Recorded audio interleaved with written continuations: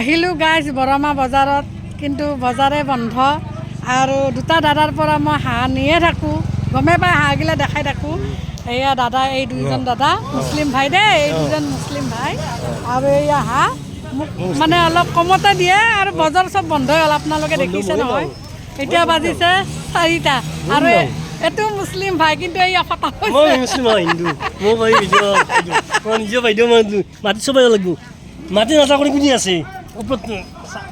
বৰমা বজাৰত আহিলোঁ, কিন্তু হাঁহ 3টা আছে, অলপ কমাই কমাই লৈ যাম আৰু এই দাদা ভাইকেইটাই দিয়ে আৰু কয় নহয় জাতি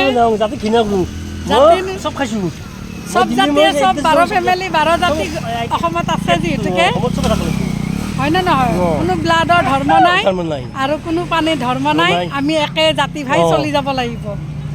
আমাৰ দিব শাসনত আগুন আৰু দাদা ভাইহঁতক দিব কবাৰ, হয় নে নহয়? চবেই যাব লাগিব, এইখিনিয়ে বকিলোঁ আৰু বেয়া নাপাব। বৰমা বজাৰত আহিলোঁ, একো চব্জি নাই, এইকেইটাকে পালোঁ, লৈ যাম আৰু আপোনালোকে ভিডিঅ'ত পাব।